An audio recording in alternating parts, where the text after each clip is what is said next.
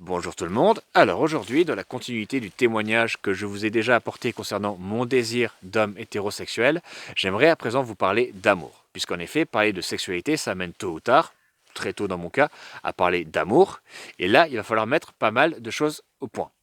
Donc déjà, je voudrais commencer par rappeler que pour ma part, le désir sexuel correspond beaucoup plus à une attente, à une demande de quelque chose qui par définition ne peut qu'être donné et donc qui ne peut que venir de l'autre. Alors qu'au contraire, l'énergie qui me pousse à agir sur l'autre, c'est l'envie de lui faire ressentir quelque chose à elle. Et c'est là que la bienveillance, l'empathie, pour dire des gros mots, ont un rôle absolument essentiel à jouer. De façon remarquable, dans notre culture, on associe toujours donc le désir masculin à un acte de consommation. Donc on néglige complètement cette dimension émotionnelle de bienveillance, sachant que si j'ai pas au minimum une bienveillance envers une personne, ça va juste pas pouvoir fonctionner. Ça me paraît une évidence, mais dans notre culture, on a tendance à largement l'oublier. Dans le même temps, on va toujours, au contraire, associer l'intensité, l'ardeur d'une relation sexuelle au désir sexuel. Un peu comme dans « Je suis chaud comme la braise, je vais te prendre ». Non, pour moi, ça n'a pas de sens. Autant au niveau interne, personnel, plus je ressens de désir, plus j'ai de chances de trouver du plaisir. Et les choses seront intenses pour moi, évidemment. Parce qu'il y a plein de choses qui vont se réveiller en moi. Par contre, ce qui va me pousser à agir sur l'autre, c'est pas le désir que je ressens pour ma part. Ma façon de me comporter vis-à-vis de l'autre ne dépend pas de mon désir, mais au contraire de mon envie de lui faire ressentir quelque chose à elle. Et s'il y a bien un feu, une énergie qui se réveille, quelque chose de passionné et d'intense, c'est quelque chose qui prend naissance dans la poitrine et c'est d'ordre émotionnel. Et plus j'ai d'affection pour la personne que j'ai face à moi, plus effectivement cette énergie va être intense. Alors c'est très difficile justement de poser des mots sur ce genre de choses-là, mais il s'agit justement de la volonté de l'atteindre, elle, au plus profond d'elle-même. C'est l'envie de lui faire sentir une chaleur, une présence, une douceur. C'est combler l'espace qu'il peut y avoir entre nous, justement lui faire sentir que je suis à ses côtés, de son côté. C'est l'envie de lui permettre de se voir à travers mes yeux, donc lui tendre un miroir, que ça bien sûr particulièrement valorisant. C'est une façon de communiquer quelque chose qui justement peut très difficilement être exprimé par la parole, à travers l'énergie d'une étreinte, la douceur d'une caresse, la chaleur d'un baiser, c'est exprimer quelque chose d'ordre émotionnel. C'est utiliser la sensualité et la sexualité comme un moyen d'expression de quelque chose d'émotionnel. D'où l'expression faire l'amour. Et donc, c'est se perdre complètement dans un sentiment qui est tellement puissant, qui est tellement beau, où justement l'énergie est consacrée à l'autre. C'est-à-dire que voilà, c'est une énergie qui est profonde, qui est intense, oui, mais c'est pas une force de consommation prédatrice qu'il faudrait garder sous contrôle pour éviter les débordements. C'est tout le contraire. C'est une énergie qui est consacrée à l'autre. Et justement, l'idée, c'est de me mettre à sa place et de lui faire ressentir quelque chose.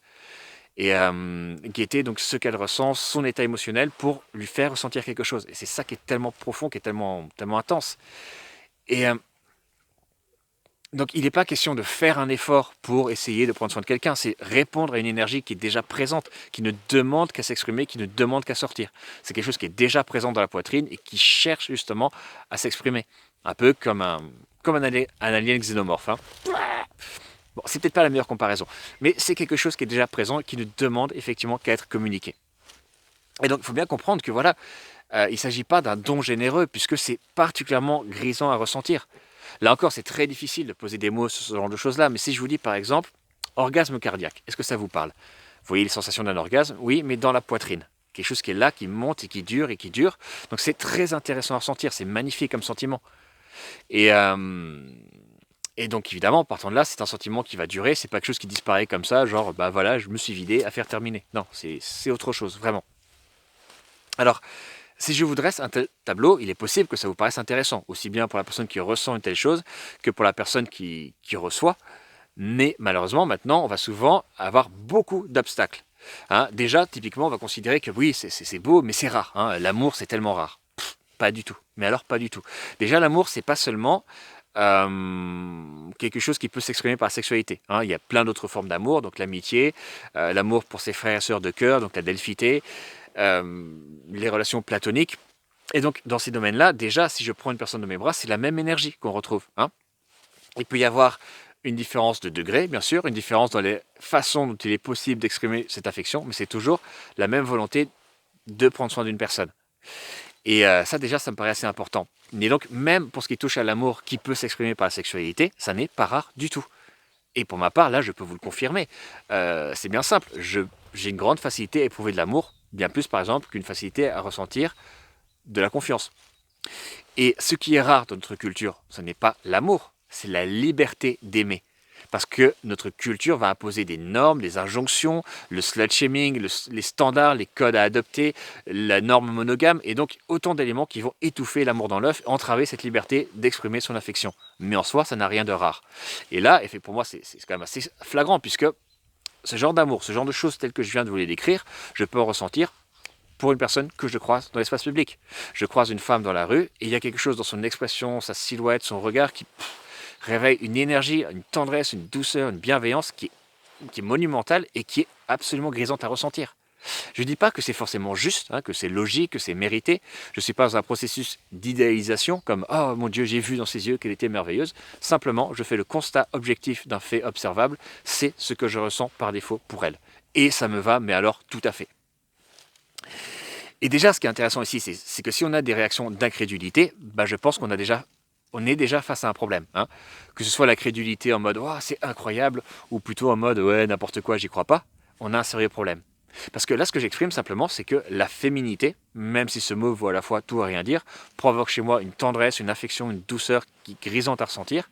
Ça, c'est quelque chose qui paraît pas crédible. Alors que dans le même temps, de notre culture, on a beau jeu de répéter inlassablement que bah, c'est bien normal que les hommes se comportent de façon agressive. C'est le résultat naturel de leurs pulsions, qui sont de base agressives, et c'est la réaction logique, normale, à la vue d'un corps de femme. Ça, c'est la logique qui semble beaucoup plus pertinente, beaucoup plus plausible, et c'est là-dessus que reposent de nombreux aspects de notre culture particulièrement toxique. Je ne sais pas si vous vous rendez compte de ce qui se passe ici. Mais bon, ça, on va beaucoup en reparler. Mais donc voilà, vous comprenez bien que lorsque j'entends ce genre de discours, justement, bah, je me sens un peu le besoin d'intervenir. Parce que c'est, surtout lorsqu'on naturalise ce genre de choses, bah oui, c'est normal. Non, va falloir sérieusement qu'on en discute. Mais donc, continuons de parler de choses plutôt agréables. Ça nous changera un petit peu. Dans le même temps, bien sûr, si l'apparence d'une femme peut faire naître déjà ce genre de sentiment, il faut bien comprendre qu'à plus forte raison, si je découvre une personne qui est touchante, émouvante, une personne qui est passionnée, intelligente, courageuse, engagée, sensible, humaine, ça va d'autant plus me donner envie de lui donner de l'amour. Là encore, j'ai l'impression d'enfoncer des portes ouvertes, mais dans notre culture, ça n'est pas du tout une évidence. On néglige complètement cet aspect émotionnel donc, lorsqu'on parle du désir masculin. Donc ça signifie dès lors que si une femme justement a envie de recevoir cet amour venant de moi ou d'une personne telle que moi, bah, la meilleure chose à faire justement c'est de viser au cœur et de donner l'envie à l'autre de donner de l'amour. Et au lieu de réveiller par exemple les pulsions donc par un autre moyen. Ça c'est quelque chose qui est déjà assez important. Et donc voilà, une fois qu'on comprend ça, donc on voit bien que l'amour n'a rien de rare. Personnellement je le ressens très facilement. Maintenant, on a encore d'autres obstacles puisqu'on va considérer que l'amour, bah, c'est la souffrance. Hein. Ah bah oui, dans notre culture, aimer c'est souffrir. Ça n'a aucun sens. Au contraire, c'est magnifique d'éprouver un sentiment d'amour. Alors, on peut souffrir lorsque la personne qu'on aime souffre. Ça s'appelle de la compassion. Encore un gros mot, désolé. Et oui, ça fait un mal de chien. Mais voilà, parler d'amour sans parler de compassion, c'est une plaisanterie et elle est de mauvais goût. Très souvent, dans notre culture, on confond l'amour et la jouissance. Si j'ai envie d'être avec une personne parce que j'aime être avec elle, faire la fête avec elle, sortir avec elle, mais que je me fous de savoir si elle souffre ou pas, c'est de la jouissance, c'est pas de l'amour, c'est autre chose. Mais donc du coup, on peut également souffrir du manque d'amour, de l'absence d'amour. Et ça, effectivement, ça peut être très douloureux. Mais attention, l'absence d'amour, c'est pas l'amour, c'est genre tout le contraire en fait. Et la confusion est d'autant plus facile qu'effectivement, dans notre culture, la seule façon de recevoir de l'amour, c'est d'en recevoir d'une personne qu'on aime en retour dans le cadre du couple. Alors du coup, évidemment, on est face à une personne, on ressent un désir, un manque, on attend quelque chose d'elle et on s'imagine que c'est de l'amour. Et on tombe facilement dans cette confusion, mais c'est pas du tout la même chose. L'amour et le manque d'amour, c'est pas la même chose. Et pour ma part, les choses sont d'autant plus claires que c'est bien simple. Je n'ai jamais reçu d'amour au cours de ma vie. Je ne sais même pas à quoi ça correspond. Mais l'amour que j'éprouve pour ma part, c'est l'énergie qui m'a porté tout au long de ma vie et je peux vous assurer qu'elle est virtuellement inépuisable. Et là, je vous apporte un témoignage. De la même façon, on associe souvent l'amour du coup à la demande. Hein. Puisqu'aimer, c'est souffrir, on veut obtenir quelque chose de quelqu'un. Vous remarquerez que dans notre culture, une déclaration d'amour est systématiquement associée à une demande. C'est très rarement je t'aime et je veux que tu saches et puis c'est tout. C'est encore moins souvent je t'aime donc j'ai envie d'être présent pour toi, d'œuvrer à ton bonheur. Tu parles en général, c'est toujours je t'aime. Donc s'il te plaît, sois à moi, s'il te plaît, sors avec moi, s'il te plaît, épouse-moi, s'il te plaît ceci, s'il te plaît cela. Or justement, pour ma part, Si j'affirme mon amour pour une personne, le message c'est je t'aime, merci. Merci de me faire ressentir ce que je ressens, merci d'être qui tu es, merci pour cette énergie qui est justement celle qui me porte dans tout ce que je fais. Et donc, non seulement l'amour pour moi n'est pas une souffrance qui vient s'ajouter à celle des autres et qui me met en demande, mais bien au contraire, c'est celle qui me rend indépendant. Si par exemple, simplement, il y a dans ma vie des tas de choses qui sont violemment douloureuses, mais justement, l'amour que j'éprouve pour ma part, c'est une façon de guérir ces souffrances-là. Je peux justement me focaliser sur l'amour que j'éprouve pour d'autant plus dégager mon attention de toutes les choses dont je manque par ailleurs. Donc c'est vraiment tout le contraire. Je ne sais pas si vous vous en rendez compte, mais dans notre culture, du coup, on associe l'amour à la demande, s'il te plaît ceci, s'il te plaît cela, et le désir à une énergie potentielle, donc qui permet d'agir sur l'autre. Alors que justement, on voit bien ici, dans ce que j'affirme, que c'est tout le contraire. Pour ma part, en tout cas, c'est tout le contraire. Le désir correspond à une attente et une demande, quelque chose qui me fait fondre face à quelqu'un, et au contraire, l'amour correspond à la possibilité pour moi de lui donner de l'amour, de prendre soin d'elle.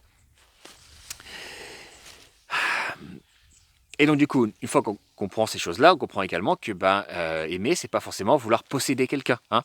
Là encore, dans notre culture, non seulement on accepte l'idée que l'amour soit compatible avec le fait de vouloir posséder quelqu'un, alors que l'amour est censé justement être désintéressé, mais va carrément faire de cette chose-là le critère qui permet de déterminer ce qui est l'amour et ce qui ne l'est pas. À savoir, si je n'ai pas envie de contrôler une femme comme un taliban psychotique, en fait c'est que je ne l'aime pas vraiment. Alors que c'est tout le contraire, on est bien d'accord? Enfin, pour ma part en tout cas, si j'aime une personne, je jouissais de tout mon cœur d'être heureuse avec moi, avec d'autres, de découvrir, explorer, trouver ce qui la rend heureuse, parce que je l'aime, et ça me paraît une évidence. Donc voilà, si déjà on aborde ces aspects-là, on arrive à comprendre que du coup, il ne faut pas avoir peur de recevoir de l'amour. Si vous êtes face à une personne qui ressent de l'amour pour vous, il ne faut pas aussitôt vous dire que cette personne veut vous posséder, veut quelque chose de vous, c'est tout le contraire. Alors je comprends que ça puisse être un peu inquiétant. Hein. Autant si je suis face à une femme et que je fais « Allez s'il te plaît, laisse-moi te prendre parce que j'en peux plus, j'ai des pulsions », si elle fait « Allez, d'accord », dans ce cas c'est moi qui lui suis redevable. Elle m'accorde ses faveurs sexuelles comme dans faire une faveur à quelqu'un, et donc c'est moi qui lui dois quelque chose. Autant à contrario, si je lui donne de l'amour, de la présence, de la tendresse, de la bienveillance, du coup elle est toujours quelque part d'une sorte d'appréhension, elle va se demander à quel moment je vais venir présenter l'addition. T'as vu tout ce que j'ai fait pour toi, maintenant tu me dois quelque chose. Mais c'est pas du tout comme ça que ça marche. Et justement, l'amour pour moi, c'est pas un marchandage. C'est pas, voilà, je suis présent pour toi. Si tu m'appartiens, si tu m'accordes faveur sexuelle, c'est pas comme ça que ça fonctionne du tout. Au contraire, ce qui me semble le plus beau, justement, c'est l'amour libre, gratuit, qui correspond à l'expression d'une affection pour une personne. C'est pas un processus d'investissement, c'est un don. C'est pas, voilà, je prends soin de toi pour que tu restes avec moi. C'est la différence qu'il y a entre prendre soin d'une personne et prendre soin de soi-même par l'intermédiaire de quelqu'un. Et donc voilà, faut pas s'imaginer qu'il y a d'un côté les amoureux transis qui vont former des couples exclusifs et rester ensemble, et de l'autre côté les gens qui veulent juste avoir des rapports sexuels. C'est absurde. Si une femme veut juste s'envoyer en l'air, prendre son pied de façon décontractée et sans le moindre engagement, et que moi j'ai de l'amour pour elle, c'est tout à fait compatible. C'est d'autant plus fonctionnel qu'effectivement j'ai cette énergie qui me pousse vers elle. Et donc il faut sortir de ce schéma, l'amour c'est le couple c'est l'amour, le couple c'est la demande, la possession, ça n'a rien à voir avec ça. Et donc ce dont on s'aperçoit ici, c'est que si notre culture toxique a comme principale conséquence donc de favoriser des actes de violence, on se rend compte également qu'elle permet donc d'invisibiliser des choses qui sont magnifiques et qui sont pourtant présentes.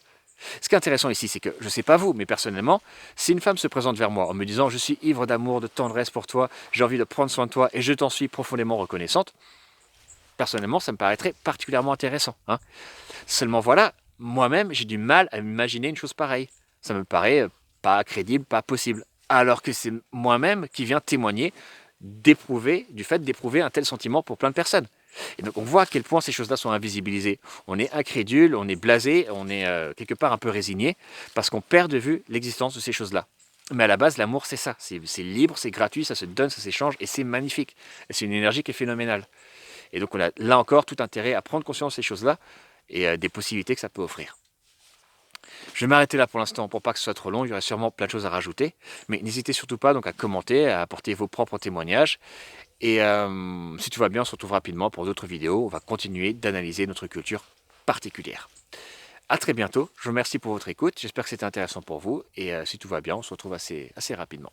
Merci encore, à plus tard.